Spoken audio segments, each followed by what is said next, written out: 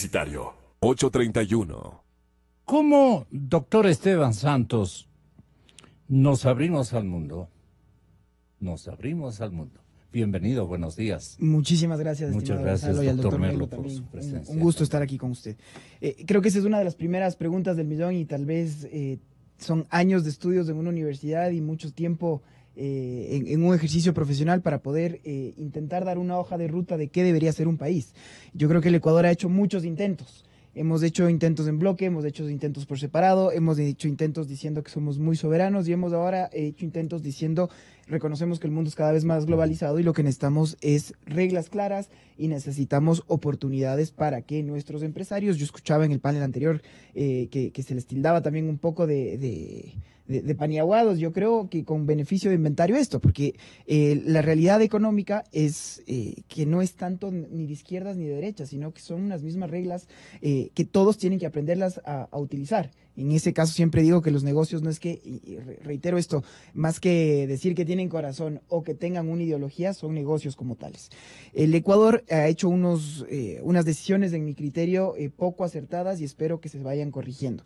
Por ejemplo, y lo mencionábamos hace unos años, el Ecuador no suscribió un acuerdo de libre comercio con la Unión Europea porque en ese entonces el mandatario Correa decía que nosotros, otra vez con esta idea de la soberanía, no teníamos por qué hacer esto y no queríamos firmar TLCs. Entonces, no firmamos ningún acuerdo con los Estados Unidos, no firmamos ningún acuerdo con la Unión Europea y dentro del bloque comunitario, en este caso que era la comunidad andina, existían mandatarios, por un lado el señor Chávez, que decía que esto era un impensable, con Correa y con Evo de su lado, y por otro lado teníamos al presidente peruano a Toledo y le teníamos a Uribe, que ellos en cambio querían pasar a la historia como ser los presidentes que habían suscrito un acuerdo con los europeos. Bueno, finalmente no se pudo y no pudimos suscribir ningún acuerdo en bloque. Pena, ¿no? Colombia, Perú firman un acuerdo de libre comercio con la Unión Europea. 3 años después, el Ecuador lo que firma, lo que suscribe es el protocolo de adhesión al acuerdo multipartes firmado por la Unión Europea y por Colombia. ¿Y eso qué significa? Que nosotros tuvimos que pedirles permiso. Podemos ser parte de su acuerdo, de la negociación a la que ustedes llegaron 3 años después. Entonces ahí tenemos una primera respuesta que no tiene nada que ver con izquierdas o derechas. Nosotros nos quedamos sin la posibilidad de negociar. Es como que compramos un terno que nos pudo haber quedado estrecho o muy ancho en algunas otras partes, porque fue hecho a la medida de nuestros vecinos. Como bloque hubiéramos podido negociar en mejores condiciones, claro, sin duda. Pero finalmente, luego de 3 años, suscribimos, insisto, este protocolo de adhesión. Mencionaba usted, Gonzalito, que hay un problema en el Reino Unido. Evidentemente, justo el día de hoy, la Unión Europea le acaba de dar 20 días para que arregle y decida cómo va a ser su salida. Entonces, Brexit. Volvemos a preguntarnos, el Ecuador directamente con la Unión Europea, con el Reino Unido, claramente ellos tienen en este momento su visión en otra parte, pero ¿cómo podríamos presionar o cómo podríamos tener un mejor acuerdo? ¿Como Ecuador o como comunidad andina? Justamente hablando de esta idea de tener a Colombia y el Perú de nuestro lado. ¿Qué nos convendría mejor? Pero es que unilateral. Pero yo creo que como grupo podemos hacer una presión mayor. Ya. La Unión Europea puede justamente, o los Estados Unidos, es por el peso de sus economías. Pero en el tema del banano, por ejemplo. Estamos hablando justamente de los productos que tienen que ser sensibles para cada uno de los países. Si cuando hablábamos de este bloque de la Unión Europea, claramente poner de acuerdo a 27 países no es un tema fácil. Y por eso hay temas sensibles como la agricultura, como la propiedad intelectual, solución de controversias y el tema automotriz. O si usted quiere, seguimos hablando del Reino Unido, ¿qué va a pasar con el buen whisky? ¿Qué va a pasar con...? En fin, hay derivados, hay servicios también que se los puede dar. Yo creo que como economía, claramente la ecuatoriana no es un mercado todavía muy atractivo, como un espacio geopolítico tal vez, pero si es que añadimos economías como la colombiana, como la peruana y ojalá la boliviana como bloque, creo que tendríamos una mejor oportunidad. Ahora otra vez estamos viendo qué es lo que vamos a hacer. Ya no queremos ser UNASUR, dijimos. Veamos lo que fue nuestra historia. Primero en los 80s dijimos, vamos a hacer este primer intento con la LADI. Y la LADI no funcionó, después vamos a hacer la CELALCI, después de la CELALCI tampoco van a hacer el Pacto Andino que terminó devengando en la Comunidad Andina de Naciones, después nació el ALBA, después nació el Mercosur, estábamos en la UNASUR y al final tenemos toda esta multiplicidad de bloques, que no nos olvidemos que todos tienen inmunidades y privilegios diplomáticos, con cuotas políticas, con todos los sendos ingresos que esto engloba, ¿a cambio de qué?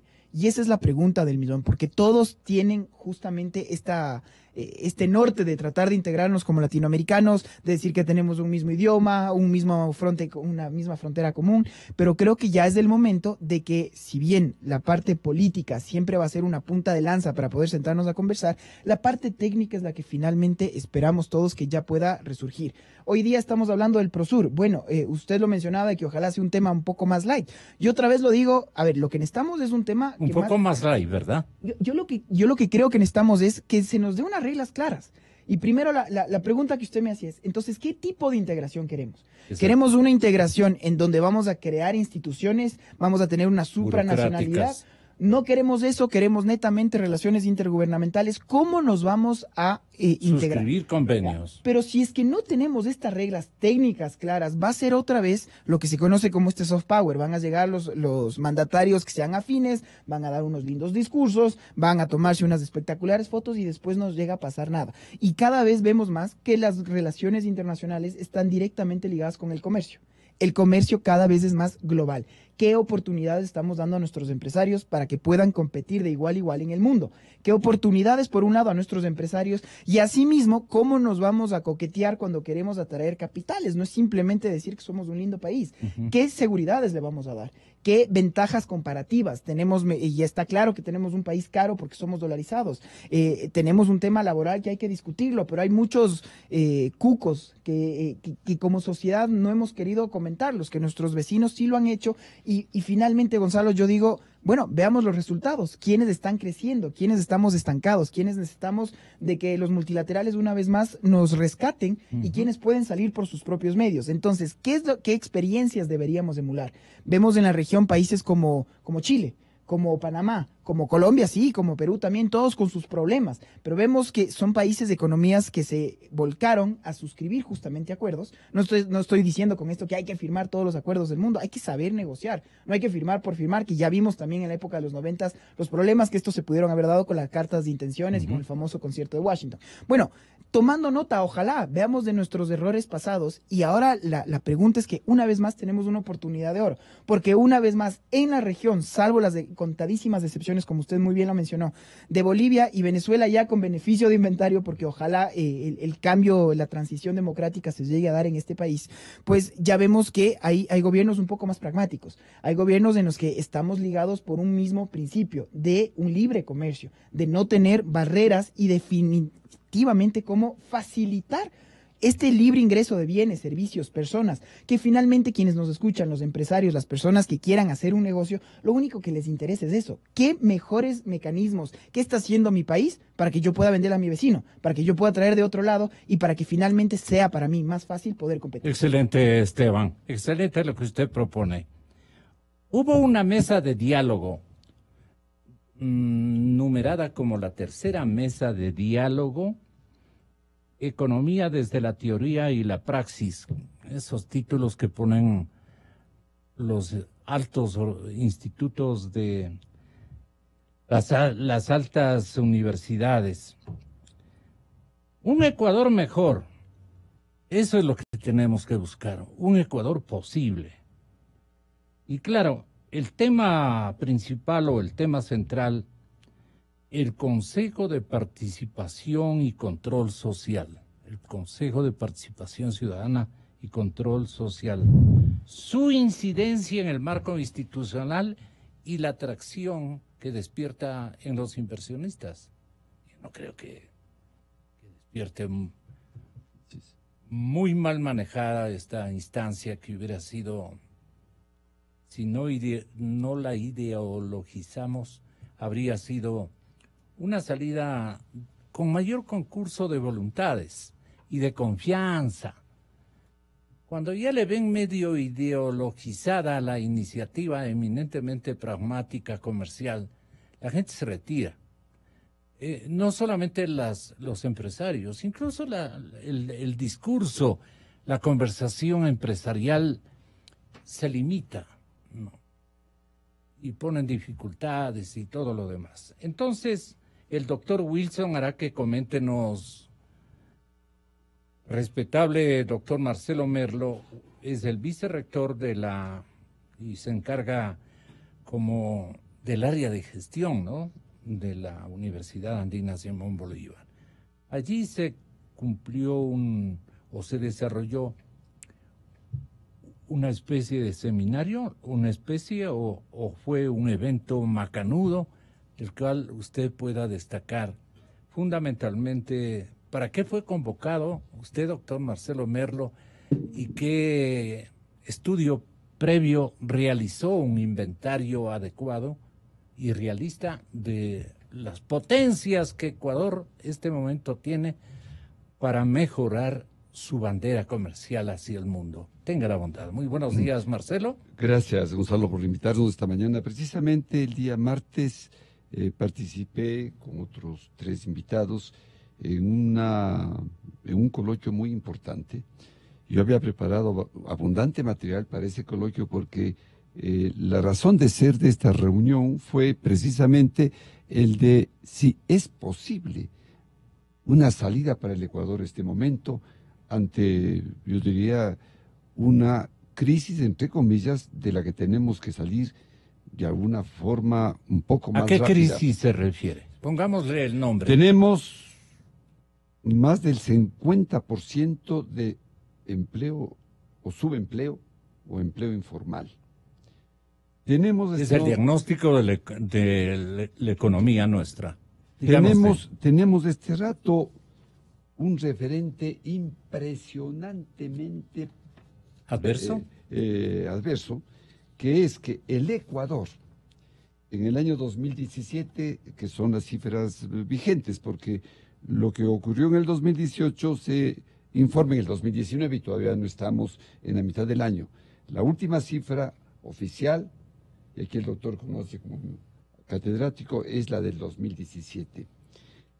En el mundo, Gonzalo, en el año 2017, la inversión extranjera de otras partes hacia los respectivos países llegó nada menos que a 1.430 mil millones de dólares.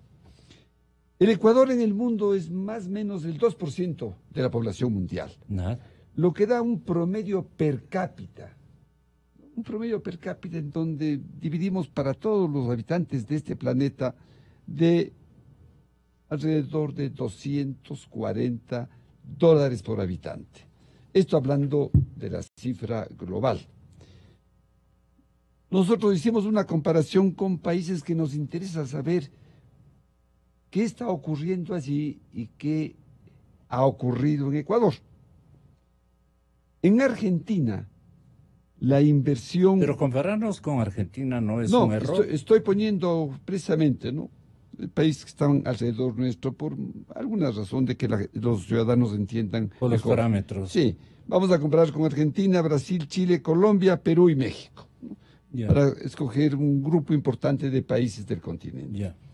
En Argentina, pese a todos los problemas que sabemos, la inversión por habitante fue $263.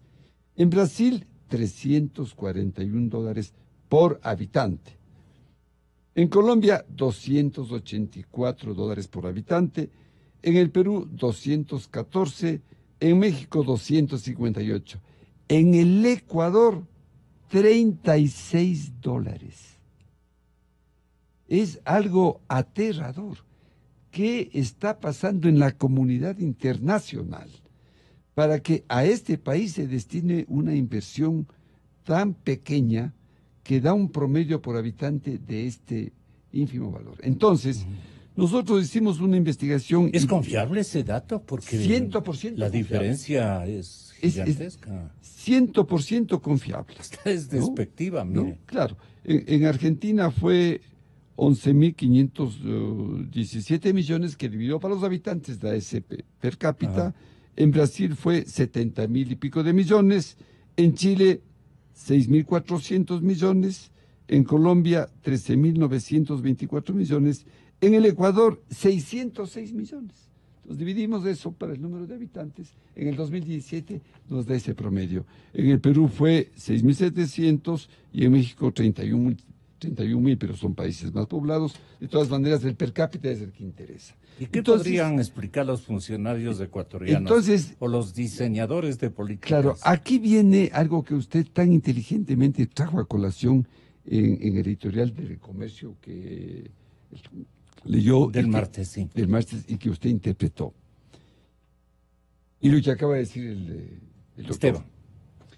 El tema es que los ecuatorianos nos hemos caracterizado, qué mala suerte, por tomar decisiones equivocadas a lo largo de los últimos 40 o 50 años. Porque no es cuestión solamente lo que ha ocurrido este rato, ¿no? Sino lo más grave es lo que ha ocurrido en la década de Correa. Pero también hubieron decisiones equivocadas. ¿Qué pasó en la década de Correa? En la década de Correa, pues, ¿qué abandonamos? Sobreestimamos. Haber diseñado una política de denunciar los tratados bilaterales de inversión. Es decir, los inversionistas extranjeros de los respectivos países con los cuales teníamos convenios bilaterales estaban de inversión, muy avanzados. En donde había garantías para las inversiones de esos países. La consigna fue denunciar todos esos tratados, esos convenios. ¿Y los despechó, dice usted? Desde luego, produjo un efecto. Pero la historia también se remonta a las equivocaciones que cometimos, por ejemplo, Gonzalo. Yo trabajaba en la Junta de Planificación. O sea, una equivocación electoral tiene tanto peso que incide hasta después de 10 años, ¿no? O más. Porque nadie nos cree, los jóvenes, es decir, todo le acusan al Correa. Y es la verdad. Lo más grave, Correa nos complicó la vida. Lo más grave, ya dirá Esteban su parte también. Lo más grave es lo último, ¿no? Pero, por ejemplo, cuando hablamos de la inversión extranjera, la famosa decisión 24 del Acuerdo de Cartagena, firmado hace 50 años, en 1968, ¿no? Entonces, aquí viene el tema. El Ecuador, siguiendo pues una corriente muy formal, y cuidado caigamos en ese error ahora, cuidado. El Ecuador cumplió, pero con una religiosidad, la decisión 24. Los colombianos inteligentemente dijeron, es que esta decisión 24, régimen común de tratamiento de los capitales extranjeros, sí. Recordará Gonzalo. Colombia usó a la Corte Constitucional colombiana para decir que eso es inconstitucional y ganó casi 3 años de tiempo metiendo toda la inversión extranjera, porque esta decisión 24 prohibía la inversión extranjera en una cantidad de actividades, ¿no? Comerciales, industriales, etcétera, y obligaba a que las empresas extranjeras ya no podían ser extranjeras, sino tenían que ser mixtas. Había que vender las acciones. El ejemplo es válido. De tal manera que pero aquí, ¿qué pasó? Pues la decisión 24 fue un error del Ecuador. Luego los chilenos, inteligentemente, se salieron de la decisión 24. Y dijeron, no podemos seguir atados. Y nosotros seguimos. Entonces, ahora, precisamente, hay que tener mucho cuidado. Decía Esteban, decimos, ministros de Industrias y Comercio. Una visión equivocada. Muy limitada. No, una visión equivocada porque siempre nos tomaron el pelo. Ultracumplidores. Claro, fíjese, hablando de ultracumplidores. Los venezolanos, en un análisis que hicimos hace 25 años, perforaron el arancel externo común en 817 ocasiones. De tal manera que, bueno, este momento tenemos una inversión extranjera pobrísima y la única forma de revertir este proceso es dando a los inversionistas extranjeros la posibilidad de que el Ecuador sea un país atractivo. ¿Cómo se les da? Con seguridad jurídica y creando condiciones que hagan que el retorno de las inversiones aquí sean muy competitivas frente al retorno de inversiones en los otros países donde han señalado que nos multiplican por 10 la inversión que reciben. Y aquí vienen 2 problemas, Gonzalo, que hoy, el diario de hoy, ya se conoce, no las condiciones, sino algunas características de la carta de intención del Fondo Monetario. Y dice que una de esas es precisamente el que los salarios del sector privado y del sector público tiendan a ser iguales. ¿En qué sentido sería? No hay la posibilidad de subir los salarios del sector privado para igualar al sector público porque es imposible. Son aproximadamente el triple. Lo que tendrá que hacerse necesariamente, y está muy bien, que los nuevos cargos que se creen en el sector público, una vez que los contratos terminen, tengan un salario que se acerque al salario del sector Pero privado. nuestro problema, Esteban, es de producción Perdón, o de mercados. Perdón, para terminar esta idea, para que Esteban inclusive mire a dónde voy con esto. ¿A dónde voy con esto? Crear un puesto de trabajo en el sector público, Gonzalo y ecuatorianos, cuesta este rato más o menos $60,000. ¿De dónde saco yo esa cifra? Salario promedio en el sector público, verá que hay gente que gana 5,000, 6,000, etcétera, $2,500. $2,500, que son 30,000 en el año, más la carga social, que es un 33%, 13º, cuarto, fondo de reserva, etcétera. En el sector público las vacaciones son de un mes, en el sector privado 15 días, más un día a partir del 5º año. Y hay además 15 días que no se trabaja por fiestas, feriados, etcétera. Un mes y medio tiene el sector público. En el sector público son 6 meses. Claro. Y aquí viene algo más grave, porque no solo cuesta eso, porque cada empleado público ocupa un espacio de oficina, etcétera. En el Consejo de la Judicatura, recordaré que aquí denuncié que hay unos edificios en donde cada servidor ocupa 150 metros cuadrados. Bien, 60,000. En el sector privado, crear un puesto de trabajo en los comercios, en la agricultura, es $5,000. Entonces, ¿cómo en un país pobre, con pobres recursos, tenemos que seguir creando puestos en el sector público en donde... Pero pasemos de la generación de trabajo, etcétera, etcétera, y del costo que eso significa para los dos sectores, a la búsqueda de horizontes para nuestras exportaciones. Ese es el reto de este momento. Esteban. Y para eso yo creo que puedo concatenar las ideas de la siguiente manera. Se dijo efectivamente que por un lado el Ecuador hace unos 10 años decidimos que los TBIs no eran buenos y no queremos saber nada. Dijimos que los TLCs también no eran buenos y no queremos saber nada. Entonces ya dijimos, también aclarado que firmamos un acuerdo, el protocolo de adhesión al acuerdo multipartes 3 años después. Y mandamos volando al FMI, al Banco Mundial, todos los problemas que se dieron. Nos salimos del CIADI, nos salimos de todos los organismos de solución de controversias, porque otra vez el principio era que éramos súper soberanos. Y de repente el precio del petróleo ya no eran 120, pasó a menos de la mitad. Y necesitábamos dinero porque el aparataje estatal creció de tal manera que ya no podía seguir manteniendo. Ahí comenzó la historia de la deuda. Y entonces, ¿a quién voy a pedir dinero si es que ya nadie me presta y si es que mandé a los multilaterales? Entonces llegó nuestro prestamista, que solo la cara de tonto, muy bien administrado, es lo que decían muchos de ellos. Entonces llegó China y nos dijo, ok, yo le puedo ayudar, pero si yo sé que soy el único que te presto, entonces yo voy a poner mis condiciones, a mis tasas de intereses, a mis plazos y con mis condiciones. Y por eso vemos en todas nuestras obras emblemáticas. Yo construyo, mis bancos te dan el dinero y vienen obreros míos, obreros chinos llegaron aquí al Ecuador. Y eso es una realidad. Y por último, época correísta. Correcto. Ahí sí, y mire, bien aplicada esta. A tal punto que usted reformó la Constitución y dijo en el artículo 480, si no me equivoco, 486, que el Ecuador es súper soberano y no cede soberanía a instancias de arbitraje internacional. Bueno, llegó China y le dijo, ok, señor, ¿usted quiere que le preste el dinero para todo esto? Las cláusulas de arbitraje serán Cámara de Comercio Internacional en Shanghái. Tómelo, déjelo. ¿Y cómo le decimos no al banquero? Claro. Entonces, claramente, ¿qué vino después de esto? Dictamen del procurador y demás. Sí, el Ecuador sí puede llegar a estos arbitrajes con estos nuevos prestamistas. Entonces, ¿qué quiero decir con esto? Las condiciones, ¿quién los pone? Es del mercado. Entonces, el Ecuador puede intentar hacer lo que le dé la gana, pero el rato que necesitábamos financiamiento, ¿quiénes pusieron las condiciones?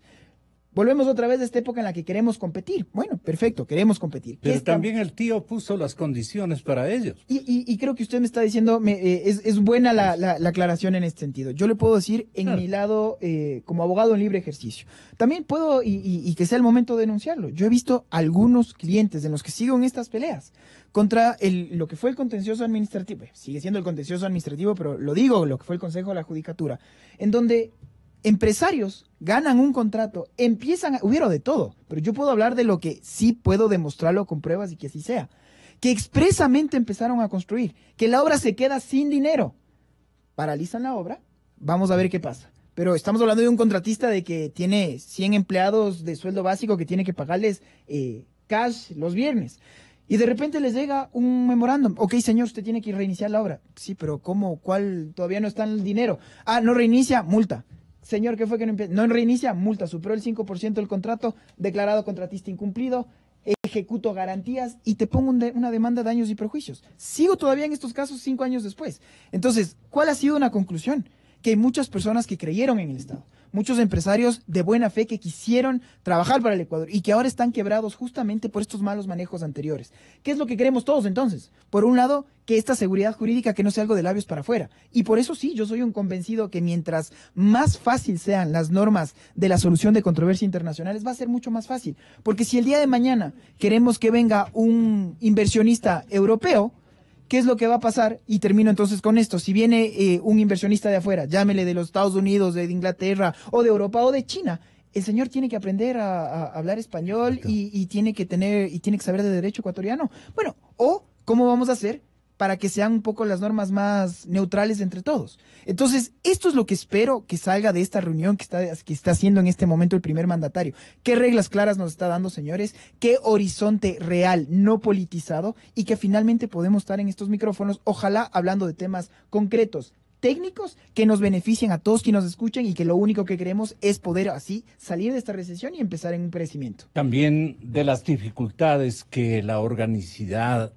interna nuestra, burocrática, a la que se van a referir en el próximo programa los economistas Albornoz y Oleas, cuando aluden los trámites infinitos como tema de su programa, clarito está, ya mismito. Pero, doctor, ¿qué podríamos hacer este momento? ¿Cómo nos exhibimos ante los inversionistas y ante los compradores internacionales? La pregunta tiene una sola respuesta, Gonzalo. El Ecuador tiene que dar una señal, primero, de seguridad jurídica, ¿no? El programa Clarito se ha especializado siempre en hablar de qué se van cambiando tantas veces los tributos, los impuestos, etcétera. Seguridad jurídica para decir, bueno, basta ya de ir cambiando cada mes las reglas de juego. Primera cosa. Segunda cosa, el hecho de que confiemos en una justicia totalmente independiente, sin que haya consignas, como bien señalaba usted, para afectar a los empresarios en tal o cual sentido. Y tercero, este momento, una decisión mucho más rápida para acabar con la corrupción. Porque un inversionista, inclusive ecuatoriano, se dice que hay 40.000 millones de dólares de ecuatorianos afuera. No van a retornar el dinero aquí mientras sepan que hay corrupción, que se siguen robando la plata. Se siguen robando la plata todo el tiempo, con sobreprecios, etcétera, etcétera. ¿Qué espera Lenín Moreno? ¿Pero qué espera? Para mandar un proyecto a la Asamblea en la que se reponga la obligatoriedad de que exista el dictamen previo de la Contraloría, que no toma sino 15 días antes de hacer los contratos. Porque la Contraloría revisa si es que esos precios referenciales son los adecuados o están sobreestimados. ¿Y usted cree que Pablo Celi le ha hecho conocer al señor presidente Moreno cuáles serían los lineamientos de una disposición de estas características? Yo estuve presente en la Presidencia de la República con Pablo Celi en una reunión muy corta, porque estuvimos apenas 6 funcionarios, estuvo el procurador actual, y se le dijo al presidente Moreno precisamente eso. Y lo dijo el propio procurador, ¿no? Recuperemos esto que perversamente eliminó Correa por un problema personal frente a la Contraloría. Él dijo, no, a mí me tocó estar allí concurriendo todos los días, ahí está el auditor fulano de tal, que es el que me quiso responsabilizar porque él fue empleado público. Sí. Y por eso, de aquí en adelante, no puede haber dictamen de estos señores. Y Celis... ¿A qué se dedicaba esa entidad que fue a servir Correa en la avenida Orellana? ¿Perdón? Esa entidad donde trabajó Correa. Sí, él trabajó de Guambrito. En un programa que tenía que ver con un programa del BID. Exactamente. Sí. Ahí y le hicieron una glosa y entonces tuvo que ir a aclarar. Y el día de la Sí, sesión, quedó resentido con en la Contraloría. sesión solemne del 2008, que yo estuve presente como ex contralor, Correa toma la palabra y le alcanza a divisar a un auditor que estaba así en la segunda fila, un funcionario de Contraloría, y dice, ahí está el señor Fernando tal, por culpa suya, yo tuve que ir a la Contraloría, como diciendo, yo soy el Dios, ¿cómo puedo ir a rendir Claro, cuentas? sí, gente. Así es que voy a pedir eso. Y claro, Polis, si soy loco, pues no defendió esa posición. Y la Procuraduría también dejó de emitir también. Se le dijo al presidente Moreno, ¿qué espera? Segunda cosa, hay una demanda de testaferros que hizo hace poco, de 7 testaferros, ¿verdad? ¿Qué espera el presidente Moreno? Porque no son 7 los testaferros, por favor, no, eso es una muestra mínima. En el país los testaferros, Gonzalo y Esteban, deben ser miles. ¿Qué espera el gobierno para ordenar? Faltan 2 meses. Hay que rendir en el mes de mayo de todos los años la declaración patrimonial. No tiene efecto tributario, Claro. ¿no? ¿Qué espera para que esa declaración patrimonial no sea de $416,000, sino de 100,000? Todos los ecuatorianos que tienen más, no es para pagar impuestos, que tienen más de $100,000 declaran su patrimonio. Y ahí entonces van a aparecer los testaferros de diferente naturaleza, sean dueños de buses, cada bus vale $150,000, talleres, automotrices, pequeñas industrias. ¿Qué distorsiona hoteles, el etcétera. testaferrismo? Es muy sencillo, ¿no? El que roba, necesita lavar ese dinero porque ese dinero le pagan secretamente, Gonzalo. El contratista se pone de acuerdo con el que contrata. Le suben el precio un 30%. En el contrato se pone que el anticipo será el 30%, ¿no? Internamente disfraza la contabilidad para justificar ese contratista que por esa obra, por ese servicio, realmente ha gastado 10, 15, 20, 30, 40 millones de dólares, lo que sea. Pero el anticipo que le dan como anticipo, este señor internamente lo disfraza, pero es dinero que tiene en efectivo, ¿no? Entonces va donde un testaferro, dicen, ve, si yo pongo a nombre mío esto, van a decir, ¿dónde saqué la plata? Porque yo soy un empleado público. ¿Por qué hay ahora 89,000 interesados en tener cargos públicos? Entonces va donde el amiguito, y los amiguitos pueden ser incluso pequeños industriales. ¿Cómo me oye? Me han contado pequeños industriales. Dice, ahí viene un señor y dice, ve, te quiero dar estos 400, 500 mil dólares por debajo, ¿no? Y tú pues me reconoces mensualmente tanto. Y firman una letra privada, pues, para defenderse en algún momento. De tal manera que los testaferros de este rato pueden ser descubiertos, porque el momento en que explique por qué tengo más de 100,000 dólares y crucen con la información que tiene el SRI, porque el maestro Piguave tiene 100,000 dólares en herramientas y no ha declarado impuesto a la renta, va a tener que decir, me prestó dinero el fulanito. ¿Qué ha escrito la academia sobre estas distorsiones? Vean, finalmente yo creo que hay una gran lavada de verdad que estamos todos esperando que esto se dé. Esto ha sido un secreto a voces. ¿Por qué se ha detenido el presidente Moreno? Son bloques de poder. Y estamos viendo que los unos le dicen... ¿Les tiene miedo Moreno? Dice, tu cuchillo no corta, y el otro le dice, y los dos son ciertos. O sea, seguimos viendo entre grupos de poder que todos sacan las verdades y nos damos cuenta que todos tenían la razón también. Yo creo que los ecuatorianos, y este es parte del problema de lo que va a pasar este domingo, hay un desapego hacia la clase política muy importante. Porque quienes nos escuchan quieren estar informados y llegan hasta ahí. Y después llegan el domingo y dicen, siempre lo mismo. Y otra vez nos quieren sacar un voto y que es con la banderita y la sonrisa y el selfie cada 4 años. Entonces lo que las personas sienten es que hay este desapego porque vemos que es una clase a la que quiere llegar. Son muy pocos los que quieren servir. Y hay muchos que quieren llegar a servir a sus propios intereses. Y por lo tanto, creo que eso ya es un tema sistémico como sociedad. Yo creo, y lo dije hace un rato, puedo dar fe, y esto no es que me han contado, yo lo he visto, de casos puntuales de cómo el Estado ha sido la persona que se ha ido en contra de intereses personales, de empresarios que lo único que quisieron es trabajar para el Estado y que hoy por hoy están quebrados, y que sea el espacio en algún momento traerle con pruebas, con nombres, con apellidos y decirle expresamente lo que han pasado y cómo empresarios honestos hoy por hoy están quebrados y tienen que pagar abogados porque encima más tienen un juicio en contra del propio Estado. Entonces, juez y parte son varios de años de los que pasa esto, y estos años, si es que llegamos a ganar, ¿quién nos recupera todo este pasado? Todo lo que ha pasado anteriormente. Entonces, cuando vemos que hay temas de testaferrismo, esto es otra vez es un secreto a voces. Cuando vemos que hay tráfico de influencias, es un secreto a voces. Y lo que estamos todos esperando es qué vamos a hacer realmente. Vamos a hablar con los puntos sobre las is. ¿Este es el Estado al que nosotros queremos o otra vez queremos estar refundando la patria cada 10 años y volver a cometer el mismo error? Por eso es que yo soy personalmente un convencido de un esquema a través de una cooperación internacional, un esquema en donde sea transparente, un esquema en donde todos podamos tener la información a tiempo real, que podamos, y por eso siempre agradezco estos micrófonos, de poder justamente decir una verdad. A veces podremos estar a favor, otras veces podremos estar disentidos, pero eso es justamente el sentido democrático. El momento en el que yo, y fui el primero en el Estado sea una vitrina. Correcto, ¿no? cuando veíamos que teníamos un Estado que expresamente era un gran hermano que regresó a ver y puso el foco en este medio y otros dos más, cuando veíamos que no habían unas libertades básicas de expresión, garantías mínimas de libre asociación, pues evidentemente para eso creo que está la academia y para eso creo que estamos los profesionales del libre ejercicio, que tenemos que denunciarlo. Si no, somos cómplices y somos partícipes de esto. Así es que creo yo, te terminaría diciendo, estimado Gonzalo, ha sido un gusto también para mí compartir. Pero dejamos en pendiente muchas cosas. Por supuesto, y le tomo la palabra para traerlo y decirlo así abiertamente. Creo que estos espacios funcionan para esto, para que no quede simplemente en el aire, para poder demostrar cuando uno tiene una denuncia seria que hacerlo,